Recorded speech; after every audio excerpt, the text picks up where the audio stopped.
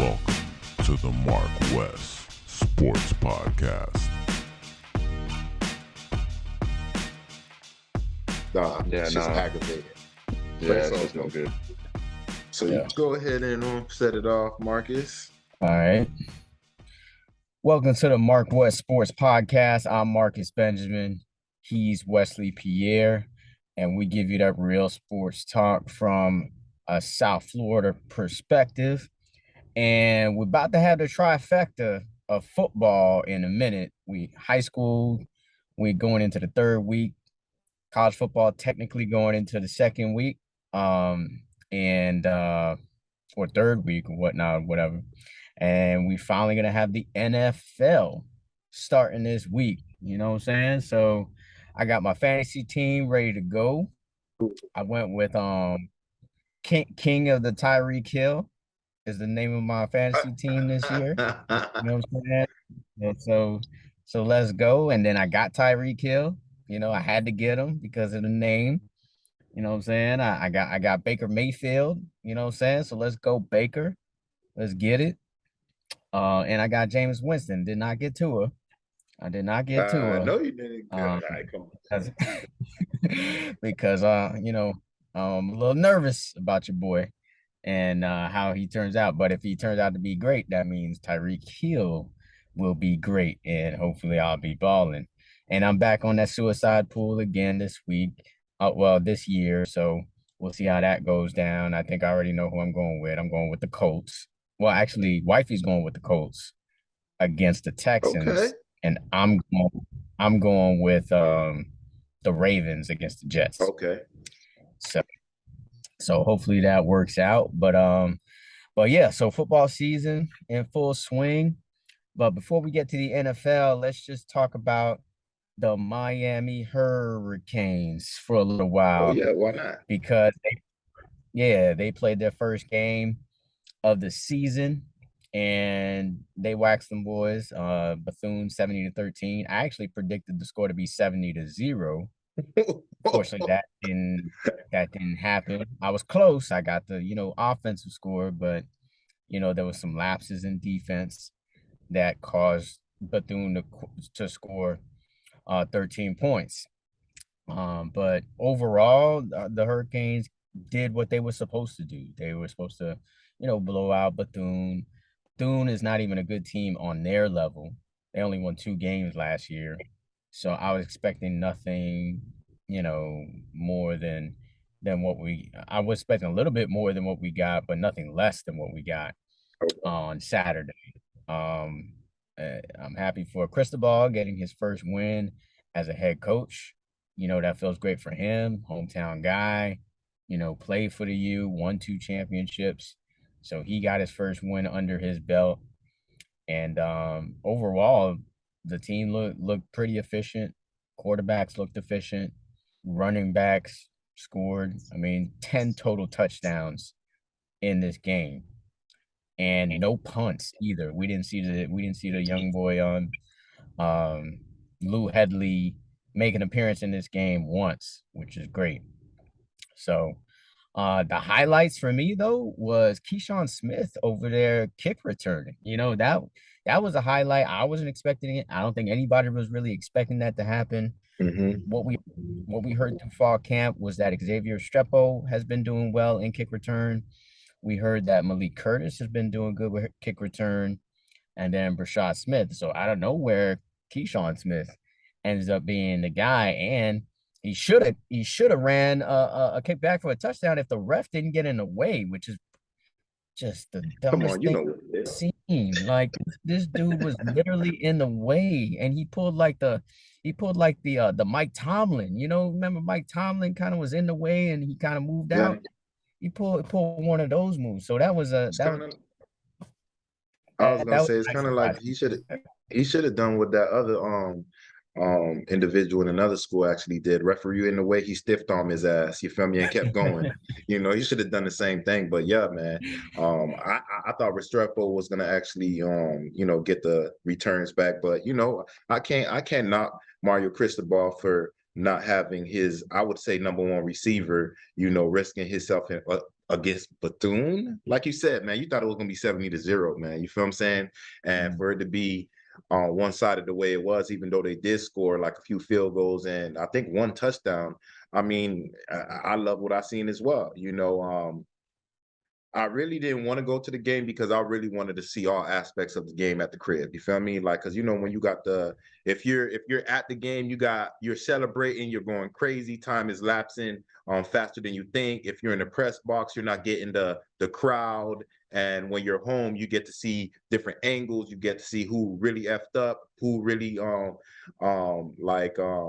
messed up on the actual play. Cause I seen in the first half, the first drive, like I was like, "Yo, we letting these boys drive on us like that." I'm like, "Hold up," I was feeling some type of weight, But after they, got settled in, it was basically cakewalk. It was like clockwork. I think we scored like seven. No, we scored 10 touchdowns, but I think we scored like 7 of them on the ground, something like that. Yeah, they But scored 7 touchdowns. Yeah. Yeah, so for me, I mean, I like what I saw. I seen Thad, the human bowling ball, doing his thing. Kind of reminded me of Maurice Jones-Drew. When he played for the Jaguars. Just people just bouncing off him. I like what I seen. And that dude that came from Old Mills. I think his Perry is his last name. Yeah, Um, Devon he Perry. did his thing too. I think he had 3 touchdowns. Um, I didn't see really too much negatives besides like 3 and long, and we give up a big play. Miami, we always hate those scrambling quarterbacks. So when that coach wind up switching the quarterbacks, I mean, both of them actually look like they can actually run, but when you get used to a certain quarterback and certain things that he probably do in the game, and then you switch it up and then you bring this guy, uh, it was a good and it was a bad thing for them. It was a good thing because their quarterback wasn't settled, so certain things that you would actually see on defense if you were in the game, on the sideline, you're not going to actually be able to really figure it out. So, I think it was a one up for us on that in that regard. But for me, like, I just love the plain fact that we were winning. I could go to the bathroom and not have to worry about anything. I come back as a scorer. This is what I'm used to seeing for the University of Miami back in the G when it was actually in their heyday. You go to the bathroom, you missed a big play.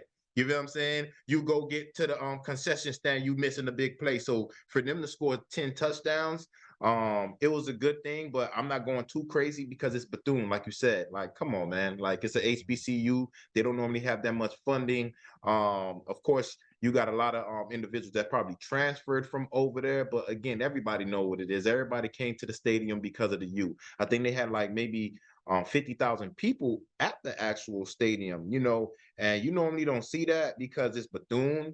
But I did like what I seen, Mario Cristobal, giving them the business, as far as you get an interception, you actually get a sportsmanlike conduct violation penalty. And what happens? Mario Cristobal is giving you the business. He's not worried about that interception that you just did. I think that was the first interception that we got in the game. He ain't worried about that. He's like, yo, like, you gooking over here. Like, at the end of the day, like, we supposed to be playing people like Texas A&M. We supposed to be playing these individuals in the near future. This is like the little the little test, the pre-test before the real test, and you effing up already. Like, come on, man, you can't be doing certain shit like that.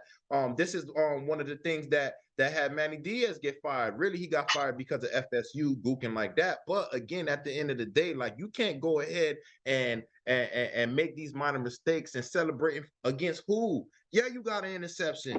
You know what I'm saying? But you got it again against Bethune. Everybody know Bethune ain't nothing. You know what I'm saying? Now, again, I know y'all probably looking at me crazy, like, damn, he over here just like talking trash about the HBCU, but everybody know what it is. If you ain't Jackson State with Deion Sanders, doing this thing, then I ain't trying to worry about that. So again, in regards to Bethune-Cookman, I love the HBCU. I'm proud of the HBCUs, but at the end of the day, the University of Miami went over there and did they job. They did magic. They did what I wanted them to do. They did what Marcus wanted to do. Because I know Marcus, he was at the game. Of course, he was actually interviewing players and coaches and this, that, and the other. So I know it was easier for you, Marcus. Why? Because like I said, we winning so damn much. We winning like that. You feel what I'm saying? And this is the type of stuff that we like to see. You see my dog Marcus came in clutch, internet gooking at the crib real quick. And we still got to go ahead and run this podcast. You feel what I'm saying? So, Yeah. Again, I'm actually on the road, so I thought it was gonna work with my hotspot, but looks like my hotspot is gooking. So I just had to go switch to the phone real quick. Man, it's all good, man. Safe drivings too while you on the road. But for real, like everything was what we thought it was gonna be. You feel me? Was it Dennis Erickson? We thought they were who we thought they were. You feel what I'm saying? And that's Bethune-Cookman. Like, they're a school that want to get some funding. You play these Power 5 schools like University of Miami and these other big schools, you won't get a check. You feel what I'm saying? From my understanding, HBCUs, like there's a lot of stuff that goes down with going to HBCU. Yeah, it sounds good, but when you don't have that funding, certain things ain't running the way it's supposed to be running, like bathrooms. Sometimes you have more floodings than you're supposed to, this, that, and the other. I ain't saying that's all HBCUs, but when you don't have that funding, you're gonna allocate them to more education rather than those little problems like bathroom and certain things like that, facilities and this, that, and the other. But again, I commend them for coming and taking that ass whooping like a champ. You know what I'm saying? But again, this is what you expect to see. This is Canes, the state of Miami. This is Canes County, and this is what you're gonna get when you play a disciplined team in the University of Miami. You're gonna get them firing in all cylinders, special teams, defense, offense, and crazy thing, Van Dyke didn't even have to throw that much. You feel what I'm saying? I love the plain fact. Mario Cristobal said, "Hey, I'm coming down to Miami to establish the run," and that's exactly what he's doing, establishing the run. Big ass holes. I'm so used to seeing like 1 yard carries, 2 yard carries, for the University of Miami and also the Dolphins. But again, it seems like our old lines are turning the page. They're turning the page, Marcus. You know what I'm saying? Hell yeah, they are. Hell yeah. I mean, the O-line, I thought played really well. I mean, I don't think Tyler Van Dyke even got touched at all in the entire game. I mean, like, as in actually just a finger, nothing like that happened. And then when Jake Garcia came in, he was getting some pressure, but the cool thing about him is that dude could play too, bro. Like, Jake Garcia legit could be the starter. I mean, that's saying a lot. What you were saying?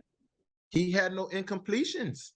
Right. He was perfect. He was 7 for 7. And let a touchdown drive. I mean, the offensive line was just efficient, opening up holes, like you said. But like I said, it's Bethune, bro. Let's not get too happy about beating up on Bethune. That's what they're supposed to do. And, we'll see in the next coming weeks, because this next game is going to be almost the same thing. It's almost like, okay, if they do the same thing against Southern Miss, it's Southern Miss. And the only great player that's on Southern Miss is the young boy, Frank Gore Jr., who's out there doing everything for that team. He's out there playing quarterback. He's out there in the Wildcat. He everything for that team. So when you got one player that is basically the player, then you just basically game plan around that player. But other highlights from the game is Akeem Mesidor, man. Akeem Mesidor was, to me, the best defensive player on the team. And he along with Corey Flagg were actually named defensive MVPs by the coaches. Corey Flagg had a decent game, but if he had an MVP type of game like Akeem Mesidor, because Akeem Mesidor is the one who got the deflection for that interception that Gilbert Frierson got. It was nice to see James Williams get an interception.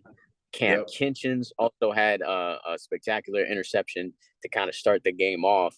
So you had the 3 interceptions, 3 turnovers. The turnover chain is gone, but the turnovers are still there. So you were glad to see that if you're a Hurricanes fan.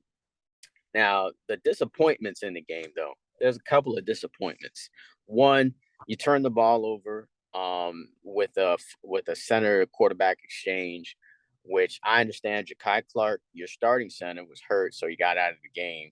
So you can have the excuse of that happening. But at the same time, you playing a really good team like a Clemson or a Texas A&M, that's the type of stuff that could cost you the game. So hopefully they get that type of stuff cleaned up. And then the touchdown that they gave up was like a straight up blown coverage. I think it was James Williams that blew the coverage on that play. We were thinking it was maybe Keontre Smith, but the D coordinator confirmed that it wasn't Keontre Smith's fault for that blown coverage. But those are the type of things that you're going to see in game one, but you don't want to see them, period, because those are kind of like red flags. But other than that, the other red flags for me is that you're still having trouble with the running quarterback. You know what I'm saying? That running quarterback was getting out there making plays, and the defense was not setting the edge. Now they rotate a lot. Kelly, Cyrus Moss, these guys, they're young guys who was just playing high school. So you can't really expect a lot from them. And they wanted to play a lot of guys, of course, in a game like Bethune. But at the same time, that's some cause for concern because Texas A&M's got a running quarterback over there. And you can't let a guy like that, who, from what I hear, is really fast, it's got like maybe track type of speed, let a guy like that get. So hopefully they kind of fix those errors going into this next game. And of course, we all know that Frank Gore Jr.'s got speed, so you kind of have a test before that Texas A&M game. But other than that, everything looked pretty great. I mean, the fact that your kicker, pretty much every kick was in the end zone. You didn't even have a test from the punter. The punter didn't even show up except for holding the kicks. The kick return game, Keyshawn Smith, like I said, like out of this world. You should have scored a touchdown if the stupid ref wasn't in the way. But other than that, he was still on the other kickoffs. He was still getting like big chunk yards. So that was great to see. Some disappointment is that, some of these young receivers from the crib not really getting a lot of playing time. Like I didn't see a lot of Romello Brinson. Of course, Jacoby George, I don't know if you know, is suspended for 2 games. He deserved to get suspended. His ass was wearing Bethune-Cookman jersey. You know what I'm saying? Like, was he feeling some type of way? Like, yo, you did some flaw shit. You feel me? You get suspended, and then now you over here wearing Bethune-Cookman jersey. Like, if you want to play for Bethune, it's all good. We'll transfer your ass ASAP and bring somebody else over here. You feel what I'm saying? I know everybody talking about you supposed to have your breakout year this year. You know what I'm saying? But if you on this salty shit and you on this not being disciplined, this is what we talking about. You know what I'm saying? A bad child, you feel me? Don't want to get their ass whooped. You feel me? Now, why you get your ass whooped? Now I want to call the police on my parents. All right, I'll go to jail today, but your ass going on find somewhere else to live. That's the type of person he is. People that do dumb shit, get disciplined. When you know the parent is lenient, it's like us. We the parents now. We lenient. We not snapping on you on the shit that our parents would have snapped on us about when we were younger. We more lax. So for us to be crabbing on you, you must be doing something that's out of the ordinary. You feel what I'm saying? So for him to get actually suspended that one game, I'm happy, and he probably should be off the team. You feel me? Because like I know you when it came to Preston Williams and he was running his twat. You feel me about getting opportunities and this, that, and the other. You like, yo, I want this nigga on, and he's gone. And He's gone. Yeah. So I mean, Jacoby George, I want to see him on the field. He's one of those great players. I think that can be, that fourth wide receiver to kind of step in. But third wide receiver is Michael Redding, which is kind of maybe surprising some. He finally showed up. He had a touchdown catch in the game. So it's clear that Keyshawn Smith, who didn't have a catch in the game, which was kind of weird. But the thing is that this offense is balanced now. It's not like last year where Rhett Lashley was throwing it like 50 times a game. And that's why kind of Tyler Van Dyke kind of showed what he can do, which is good because you get to see that Tyler Van Dyke can win you a game with his arm if he needs to, or you can be a game manager. It seems like this year he's going to be more so kind of a game manager type of quarterback.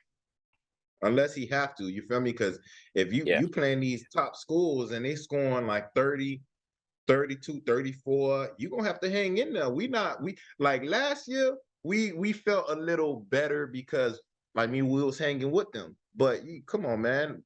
The Canes been like the Dolphins. We haven't been scoring that much. We can't run the ball. We can't barely pass the ball. We can't contain the quarterbacks that can actually run. We can't actually tackle. So many on broken tackles yesterday, or not yesterday, but that game it was not so many broken tackles. But you understand, we getting it from the college way, and we getting it from the NFL. We just getting mudded all type of ways. You feel what I'm saying? Like it's misery down here in Miami. That's why I feel like it's a little better right now because it's looking good and when in regards to the Canes, because I'm ready to talk about my dog. You know who my dog is. I don't want to say it. You feel me? I'm ready to talk about him in a second. But again, as far as the Canes, as far as what we're gonna do the same thing to Southern Miss. My whole thing is just please don't get injured. That's all I'm talking about. Because Clark, like you said, he was injured. That was probably one of the reasons why he actually the miscommunication with the snap between him and TVD. But I hear that he's okay. And also Leonard Taylor, I heard Leonard Taylor, he was injured, and I hear that he's okay as well. You feel what I'm saying? We can't lose Leonard Taylor. That like, come on, man. That's our 5-star defensive tackle. I know he wasn't having the greatest camp, this summer, but hey, I hear that now he's starting to come into his own. You know what I'm saying? It's like you got to teach somebody. He had a sack in the game. Yeah. You know what I'm saying? And that comes from, them playing and trusting each other because I think, previous Miami Hurricanes, they was worried about themselves. I think it's more so of a family now. You can see it on social media, and I don't even must be over there at the actual facilities like yourself.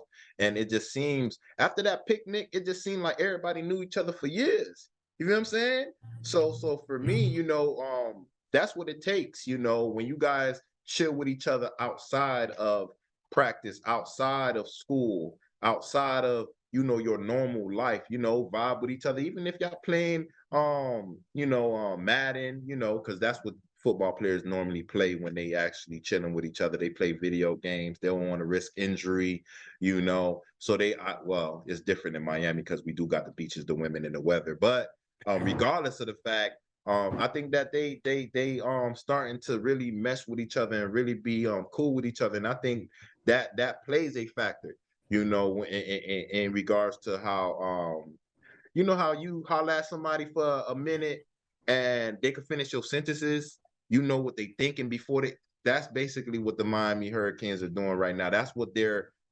trying to do, in regards to the Alabamas and all these other Power 5 schools. They've been with each other, same system for years. So somebody new come in and it's like cake work, it's clockwork. Yeah, absolutely. So yeah, we are going to get some players back.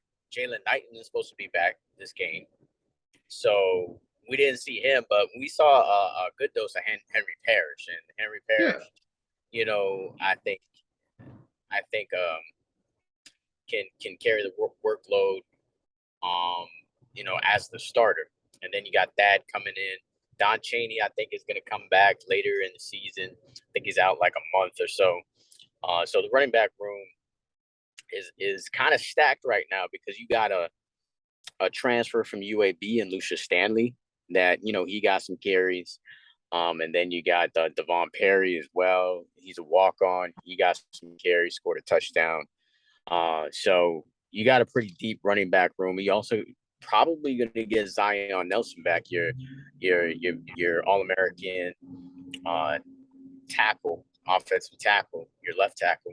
So you're probably going to get him in this game. So you didn't have your best offensive lineman in the game for Bethune, and you still dominated with the offensive line.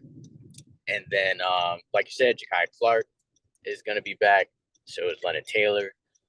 So the positive from this game not only is, blowing out Bethune, but is really leaving the game relatively healthy because now you get to go into Southern Miss. Hopefully you can leave that game healthy as well, and you can be fully healthy for that Texas A&M game. And by the way, Texas A&M didn't look that great on Saturday. They looked okay. They did shut the team out. The team, Sammy, FBS type of team, but they only scored 31 points. It was only 31-0 was the final score. So yeah, I still think Miami can take that game. You think? Yeah. Man, we know Miami's gonna take this game, man. Come on, man. We've been said this. We're gonna speak this into existence. And from hearing what you're saying, they didn't look that great. Yeah, they blew them out, but you expected something like what the Canes did to Bethune, 70, 60 to like 7 or 3, and they didn't even do that. So for me, like, that speaks volumes, you know what I'm saying? Like, I don't mind. And at the end of the day, this is what we got to deal with. We got people that's talking or hyping up the Texas A&Ms and these schools, but every year is different, man. Every year is completely different. Right now, it's a new regime. Right back. We got a new regime. You feel me? It's Mario Cristobal on Ball and company. We get like me and Marcus. We've been saying this for the longest. Like, this is a Hall of Fame coaching staff, or will be a Hall of Fame coaching staff. Someone like the University of Miami been doing for the last few years, in the 80s and in the 90s as far as with our coaching staff. But yeah, man, I think we're going to do our thing. Like you said, my only problem is the running quarterbacks. I hate running quarterbacks in the NFL. I hate them in college football. I just hate the running quarterbacks because, like, Miami is like a melting pot of running quarterbacks. We're not the state where you have the traditional quarterbacks at the Centrals and at the big schools, But again, we don't normally have those individuals on the University of Miami. So I'm not gonna want to play these guys because every time I see them, it goes back to seeing people like Michael Vick, even when he was in Virginia Tech, These are the individuals I dread to actually play because, one little gap and they, got a big play. So for me, I think we're going to win.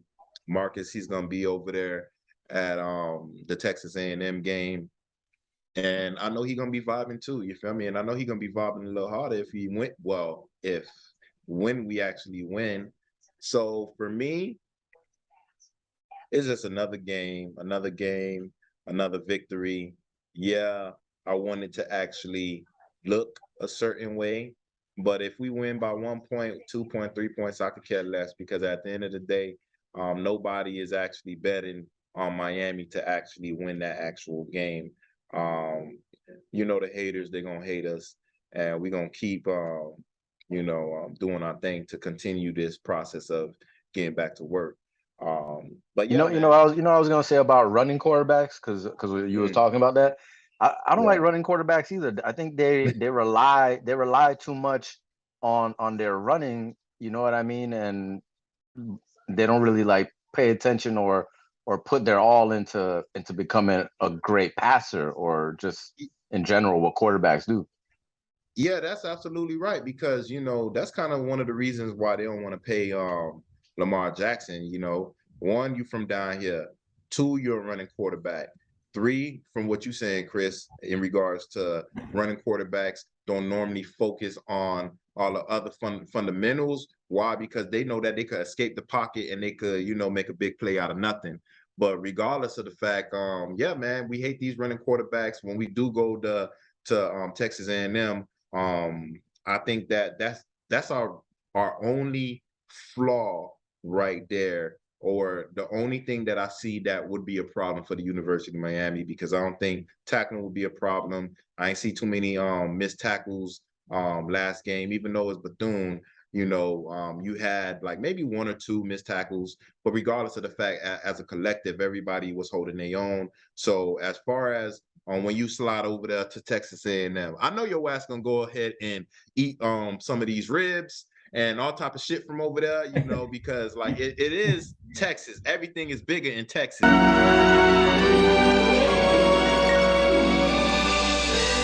The goose was right.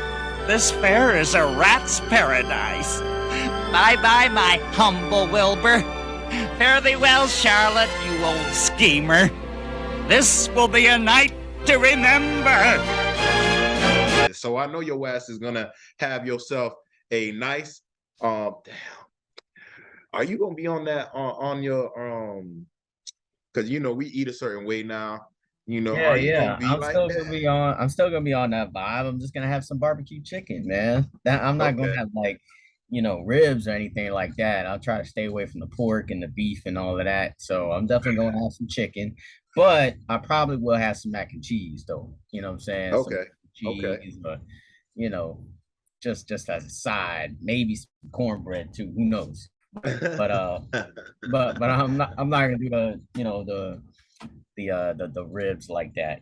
I can stay away from that. But I'm excited though. I'm excited to get out there, be in that stadium. I know it's gonna be a crazy atmosphere. It's gonna be at night, so it's gonna be perfect, a really good atmosphere, and then I think game day is probably gonna be there too. So it's gonna be a hyped up game.